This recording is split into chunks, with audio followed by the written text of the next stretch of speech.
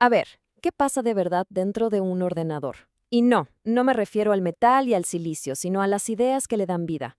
Hoy vamos a ir quitando, una a una, las capas de la computación, desde un simple interruptor hasta los conceptos más complejos, todo para entender cómo piensa una máquina. Bueno, pues empecemos por la pregunta del millón.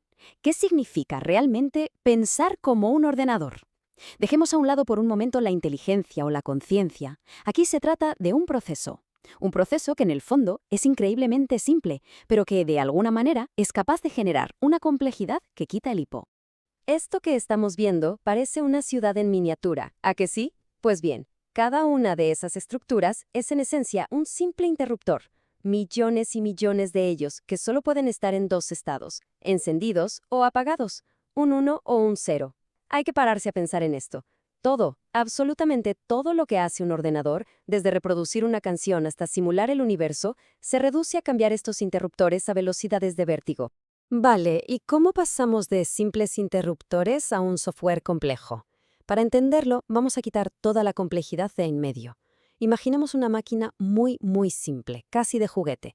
De hecho, se la conoce como la máquina Tsoi.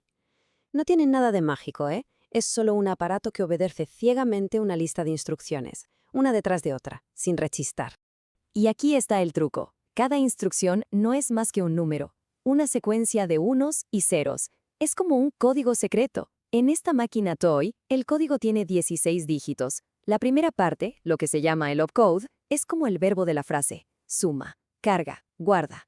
El resto del código le dice qué sumar o dónde guardarlo, ya sea en un cajón de acceso súper rápido llamado registro o en un almacén más grande llamado memoria. Cada patrón de bits es una orden directa, sin ambigüedades. Claro, escribir programas usando solo unos y ceros es, bueno, una auténtica locura. Es súper tedioso y es facilísimo cometer errores. Por eso, con el tiempo, se inventó algo mucho mejor: los lenguajes de programación. Son, por así decirlo, la primera capa de traducción que ponemos sobre el lenguaje de la máquina para poder comunicarnos con ella de una forma un poquito más humana. Este es el famoso Hola Mundo. Es el rito de iniciación, el primer programa que escribe casi todo el mundo. En lugar de una cadena de bits indescifrables, escribimos algo que podemos leer. Luego, un programa especial, el compilador, hace de traductor y convierte estas palabras al código máquina que el procesador entiende. Es nuestro primer gran paso para alejarnos del hardware puro y duro. Y a todo esto, ¿cómo se las arregla un ordenador para hacer la misma tarea 1 millón de veces sin aburrirse? Pues con estructuras como esta, el bucle for. Su lógica es muy sencilla. Primero, inicia un contador. Segundo, comprueba si se cumple una condición. Si es así, tercero, ejecuta el código que hay dentro. Y cuarto, actualiza el contador y vuelta a empezar. Es su forma de decir: repite esto hasta nuevo aviso. Y todo esto nos lleva a la que es probablemente la idea más importante de la informática moderna: la abstracción. ¿Qué es abstraer? Pues es la manera que tenemos de gestionar la complejidad. Ocultamos los detalles que no nos importan y construimos ideas sobre otras ideas. Es como jugar con bloques de Lego. Para construir un castillo no necesitamos saber de qué tipo de plástico está hecho cada bloque, simplemente los usamos. Esto es la abstracción en acción. Cuando creamos una función, pongamos, para calcular una raíz cuadrada, la empaquetamos y le ponemos una etiqueta. A partir de ese momento, cualquiera puede usar la función raíz cuadrada sin tener ni la más remota idea de las matemáticas que hay por debajo. Es como si estuviéramos añadiendo palabras nuevas a nuestro propio idioma. La abstracción nos permite además atacar los problemas de maneras muy diferentes. Aquí vemos dos formas de calcular una potencia. A la izquierda, un proceso iterativo. Es como una línea de montaje que repite el mismo paso una y otra vez. A la derecha, uno recursivo. Esto es más como una muñeca rusa. La función se llama a sí misma con un problema cada vez más pequeño, hasta que llega a la muñequita más pequeña de todas y a partir de ahí reconstruye la solución hacia afuera. Dos formas de pensar completamente distintas para llegar al mismo resultado. Y es que esa idea, la de la recursión, es increíblemente potente. Es una forma de pensar que refleja muchos patrones que vemos en la naturaleza y en las matemáticas.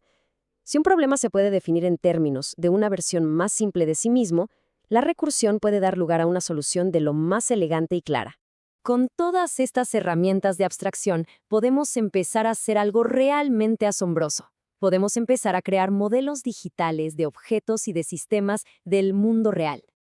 Este es el punto clave, ¿eh? La programación ya no va solo de números, va de crear representaciones de ideas. Un coche en un videojuego, una transacción bancaria, una molécula en una simulación, si se puede definir con precisión, se puede modelar con código.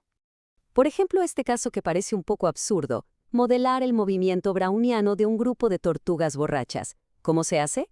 Se crea un objeto abstracto tortuga, con reglas muy simples. Muévete hacia adelante, gira al azar.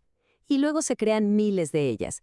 Ninguna tortuga sabe lo que hacen las demás, pero al ponerlas todas juntas, emerge un patrón complejo e impredecible.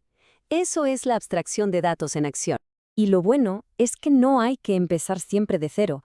Los lenguajes de programación modernos vienen con enormes bibliotecas de abstracciones ya construidas, funciones para hacer operaciones matemáticas, para dibujar en la pantalla, para reproducir un sonido.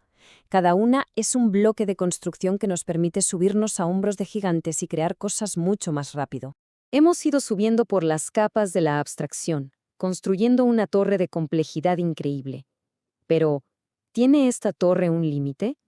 Hay cosas que simplemente no se pueden computar, sin importar lo listos que seamos o lo rápidos que sean nuestros ordenadores. Pues una limitación muy real es el tiempo, la eficiencia. Hay problemas que son manejables. Si duplicas la cantidad de datos, el tiempo de cálculo se duplica. Fácil. Pero otros problemas son exponenciales.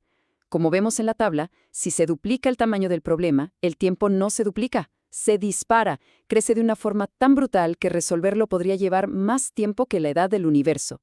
Se vuelve inviable y ¡pum! Pero eso nos lleva a una pregunta todavía más profunda. Ya no se trata de si un problema es demasiado lento de resolver, sino de si es fundamentalmente imposible. ¿Existen preguntas que ningún algoritmo en ningún ordenador jamás podrá responder? La respuesta es un sí rotundo. Y este es el ejemplo más famoso, el problema de la parada o halting problem. Se ha demostrado matemáticamente que es imposible crear un programa universal que pueda analizar cualquier otro programa y predecir con total seguridad si se va a quedar atascado en un bucle infinito o si en algún momento se detendrá. Es un límite fundamental, un muro contra el que choca la computación. Y terminamos con una idea que la verdad da que pensar.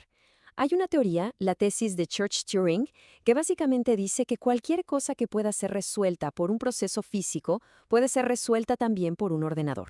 Ahora bien, si consideramos que nuestro cerebro es, al fin y al cabo, un proceso físico, ¿significa eso que nuestro propio pensamiento podría tener esos mismos límites fundamentales? Hay preguntas que, por nuestra propia naturaleza, somos incapaces de responder. Eso es una pregunta que va mucho más allá de los ordenadores y se mete de lleno en la filosofía de lo que significa en realidad pensar.